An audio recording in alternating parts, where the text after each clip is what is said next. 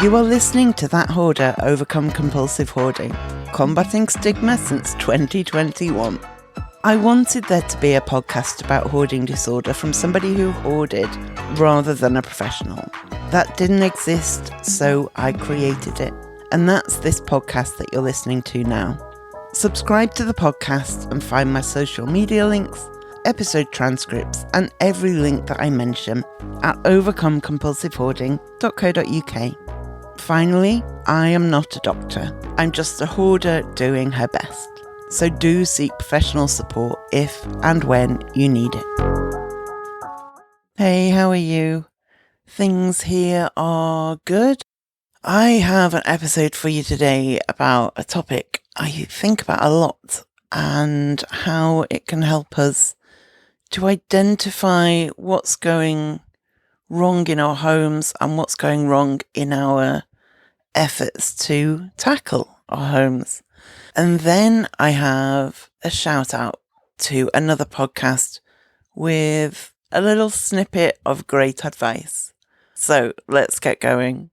What if 20% of your stuff is causing 80% of your problems? What if you use 20% of your possessions 80% of the time? What if you could put your efforts into working on the 20% that's causing the most problems and ease up a bit on the 80% that isn't causing you that many problems? There is a phenomenon called the Pareto Principle, which you might have heard of, or you might have heard it referred to as the 80-20 rule. You might even have heard it referred to as the law of the vital few. Now, the reason the Pareto Principle is relevant to us as hoarders is that it can give us a perspective on our homes and on the actions we take to try and address the problems in our homes that can help us to shift the way we view things, change the way we do things, and have more of an impact with less effort, or at least the same amount of effort. So when we are tackling tasks without thinking of the impact that they're going to have, we might spend a lot of time and energy on a small, fairly irrelevant task. And when we do that repeatedly, we can start to feel like we're putting a lot of effort and time and energy in and not really seeing results. We can feel really discouraged, kind of like you're on a boat that's sinking and you're trying to empty it with a teaspoon when there are giant waves coming in. And it is just an exhausting way to live your life. And it's exhausting especially because all the work that we're putting in just starts to feel a bit pointless, a bit futile. And when things start to feel pointless and futile, our motivation drops to the floor. Everything feels like it will never ever end. Everything feels like we can never possibly progress. I say this from painful experience. And so when we spend our energy on tasks that don't have much impact, it's still good. It's still progress. But if we're constantly working on tasks that don't have much impact and ignoring or not recognizing the tasks that would take the same amount of energy but make a really big difference, and we're not prioritizing those impactful ones, when we get stuck in the kind of low-level tasks, we get demoralized. Whereas when we do prioritize the tasks and the items that take up most of our space or most of our energy or most of our efforts, we can see results more quickly. We can feel more of a sense of satisfaction because things are actually changing. You start to actually make a dent in your stuff rather than just feeling like you're barely touching the surface. So if you've been feeling like you're busy, you're doing this, but you're not really moving the needle. You're not really having noticeable change. And I feel this quite often. Then thinking about the Pareto Principle can be really, really helpful, because the Pareto Principle can help us to identify the 20% of tasks that will show bigger 80% of the results. And not, this is not, you could put things in a spreadsheet and calculate that it's actually 18% versus 82 or 23% versus 77 or whatever. That, it's the principle that roughly 1/5 and roughly 4/5. But when we start to identify those tasks, those items, those areas to work on, when we think in terms of the 80-20 principle, it helps us to manage our energy better. It helps us to stay motivated. It helps us to feel more productive, because we're actually making a dent. We're making a dent on the way we live. So let me step back and talk about the Pareto Principle a bit more.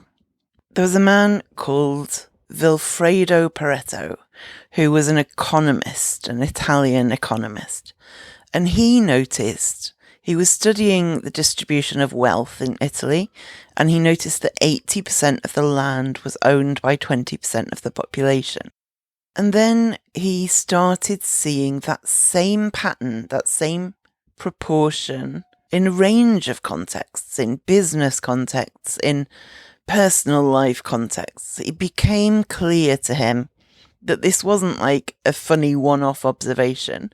It was, and to others who've looked at it since, it's a principle that does play out. It's been validated in many areas.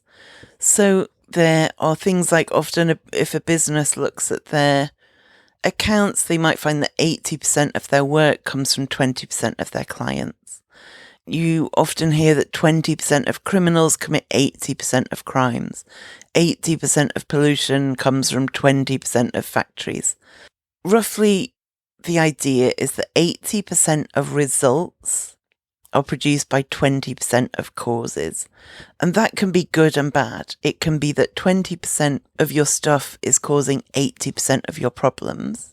But it can also be true that when you then focus your effort on that 20%, you make a much bigger impact on your home. And if you recognize this in the sense that you're thinking, yeah, I do wear probably only 20% of my clothes 80% of the time. I do use 20% of my kitchen implements 80% of the time. It reframes things a bit, so you can start going, okay, so 80% of my wardrobe, 80% of my kitchen implements. That's a lot of stuff for occasional use. And what do I want to do about that? And also, where am I putting my effort?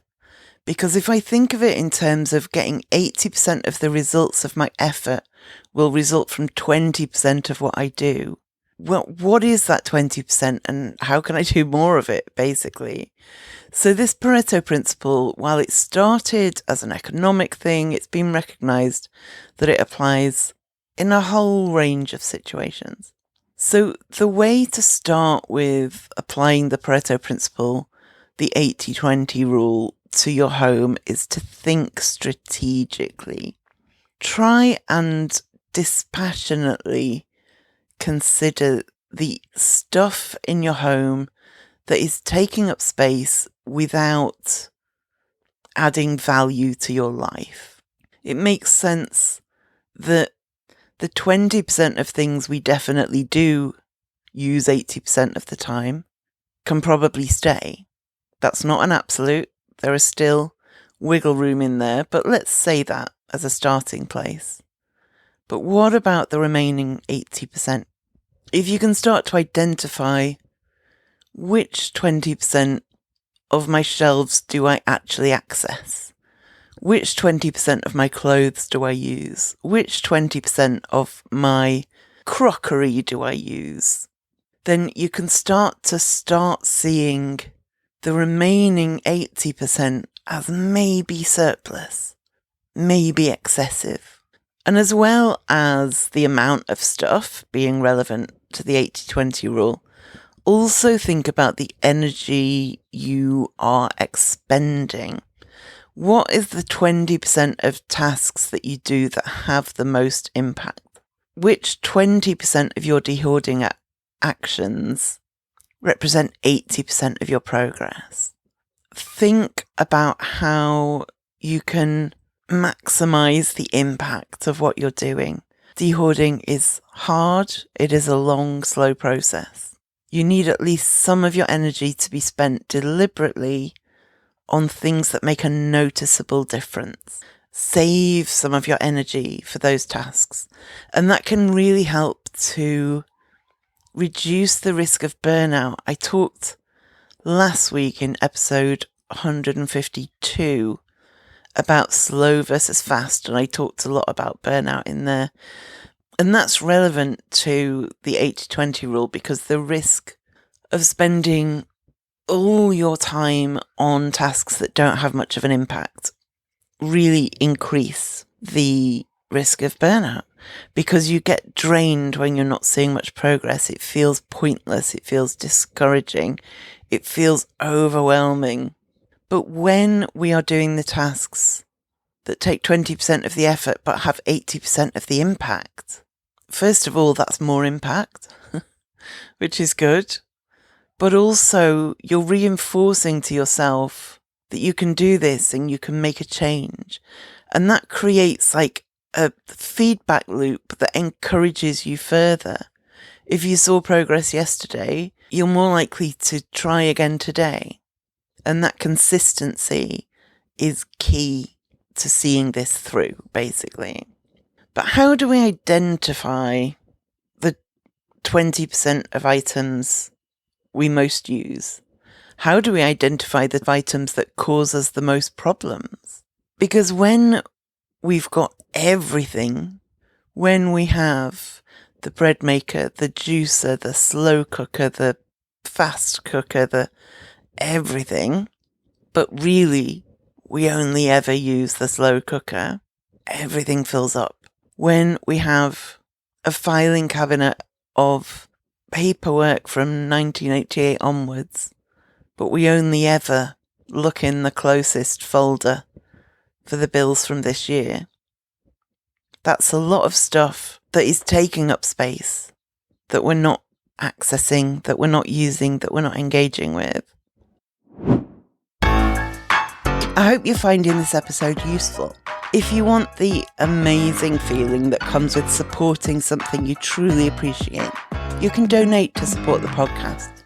If that's not possible at the moment, leaving a review and sharing the show with others who would benefit from it are also incredibly helpful. Every contribution, big or small, helps a lot. Find out more at overcomecompulsivehoarding.co.uk/support.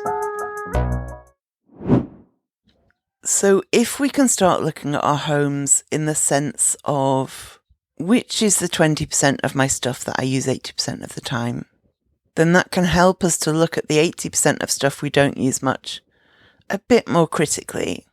And when we start looking at our homes in terms of what's the 20% of my stuff that is causing 80% of the problems, that's a more obvious place to start, isn't it? So how do we identify, first of all, the things we use the most? Often these will be the things at the front of the cupboard or at the top of the bag or at the top of the pile. It's the things we know we wear day after day. It's the books we know we read repeatedly. It's the stationery we know we actually use compared to the rest of the stationery that is very pretty but doesn't get used. Start paying attention to what you're using, first of all. But then how do we identify the 20% of things that are causing 80% of the disruption? A really good way I've been thinking in those terms is what are the things I have to keep moving out of the way? That seems like an obvious candidate for the 20% of things that are causing 80% of the disruption. What are the things I have to step over? What are the things that I don't know what they are because they're in a bag inside a box that I haven't accessed since 2014? I'm finding that when I look at my stuff in terms of, is this in the 20% of most used? Is it in the 20% of worst offenders? Or is it somewhere in the middle? It helps me take a slight step back from the emotional connection I have with the thing into more of a strategic, okay, how do I need to deal with this realistically way of looking at the thing? And when you start looking at your surroundings with that more dispassionate, calculating kind of lens, I find it that little bit easier to justify getting rid of things. And I also find it a little bit easier to be honest with myself about whether I really need to keep something. Sure, I might like that old t-shirt, but it's definitely in the 80% of things I don't use because it doesn't fit brilliantly. And maybe that does mean it can go, because realistically, it's not reasonable to keep storing stuff indefinitely just because I quite like it when I live in a house that is suffocatingly full. And it just helps to peel away some of that emotional reaction to things and replace that to some degree with a more rational, is this reasonable type way of looking at things. Now, the emotions don't go away, especially when we start like picking something up and handling it or trying it on. But trying to be really honest about, is keeping this adding value to my life? Or is keeping this filling up my home and not actually adding much to my life other than clutter? And this applies to clothes. It applies to paperwork. It applies to books. It applies to technology. It applies to ornaments and tchotchkes and souvenirs.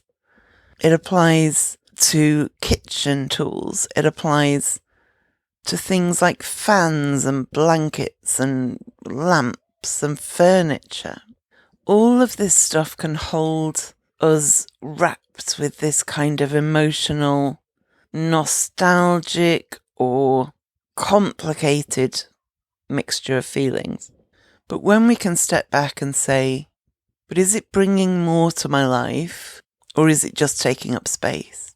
Is it adding value to my life, or is it just another thing here that I can't appreciate anyway because it's one of 400,000 things? Think about the tasks you've done that have had a surprisingly big impact. Can you fit more of those in? And think about the tasks you've done, the dehoarding tasks, that you spent ages on but just didn't feel like it made any noticeable difference. Maybe those are tasks for later in this process. If you've identified things that take up 20% of the room, if you've identified some of those things that you're always having to move out of the way but never actually use, or the things that fill up the cutlery drawer so you can't open it properly, but you never actually use them. And they are things that getting rid of them could make a noticeable ease in your daily life. That might be a good place to start. Try, as an experiment, mentally dividing up your stuff in this kind of way.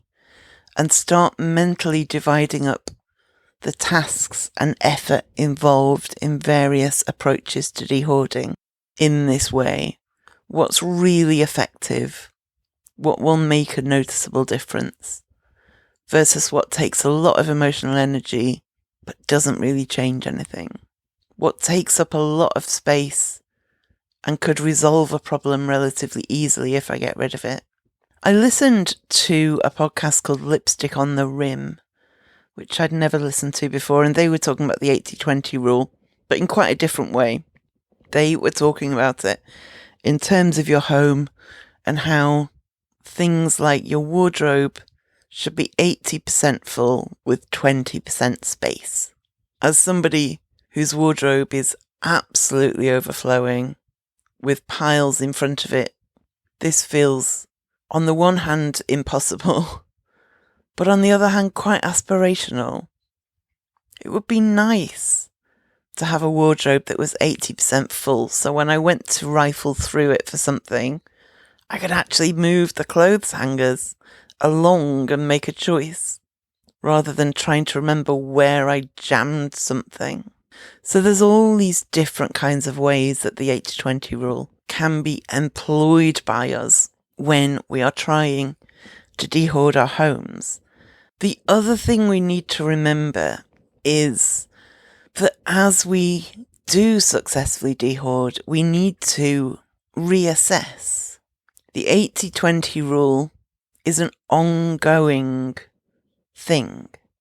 So when we've got rid of the current 20% of things that are causing 80% of our problems, we need to kind of recalibrate and look dispassionately again and say, that's great, I've resolved that for those items.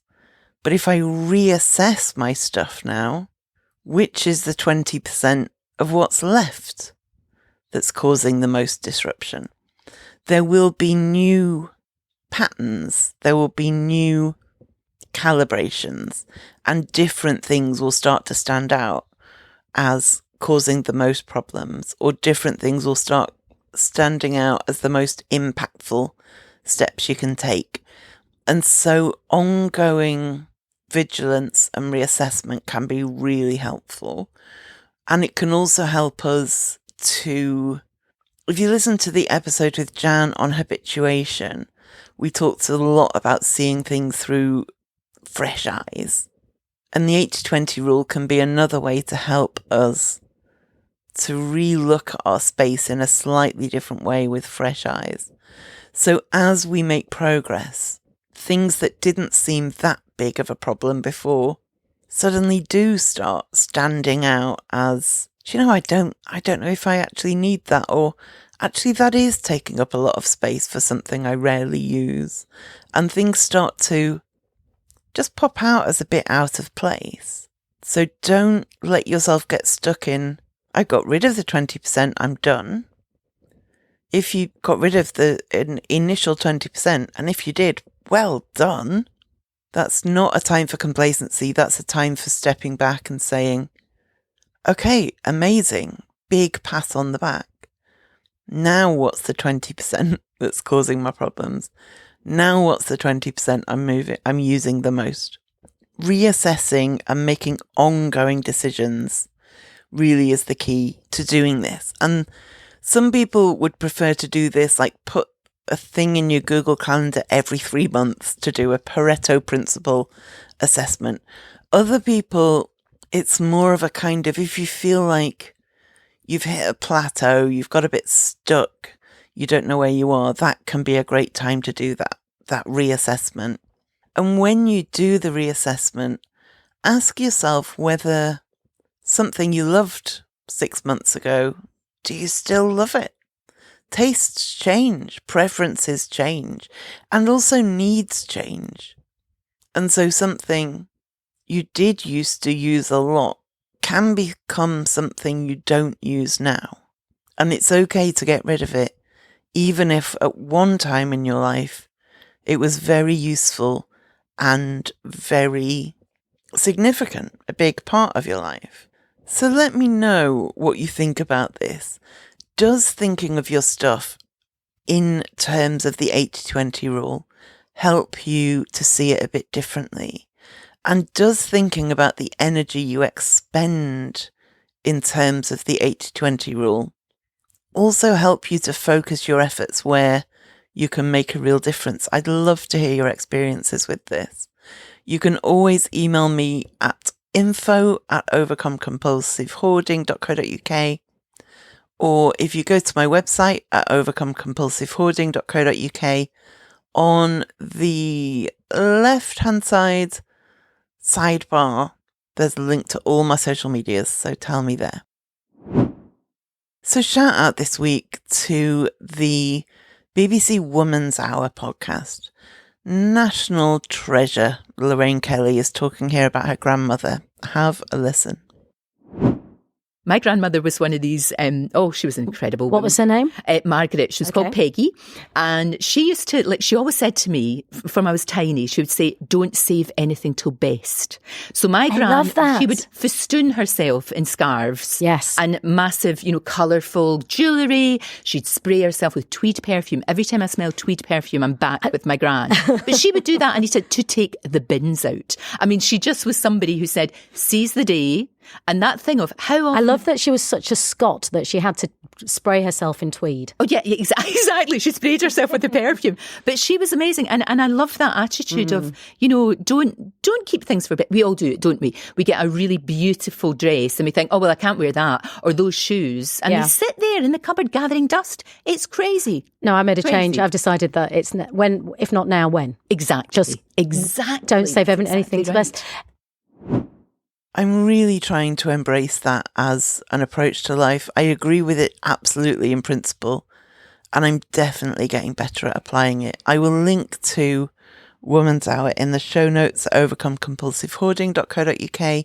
Somebody asked me by email how to find the links and show notes, and so I made a little video, but let me just explain here in case anybody else is stuck. If you go to the website, if it's a recent episode, just go to overcomecompulsivehoarding.co.uk and scroll down the front page to find the recent episode. Click on it and there you'll find all the links I mention and the transcript of the episode. Every episode is fully transcribed. If it's not a recent episode and you're trying to find it, in the sidebar there is a search box. So just search for the episode number or a keyword relating to the episode, and you'll be able to click on the blog post there associated with the episode. And again, there you'll find all the links and the transcript. Okay, thank you for listening, and I will speak to you next time.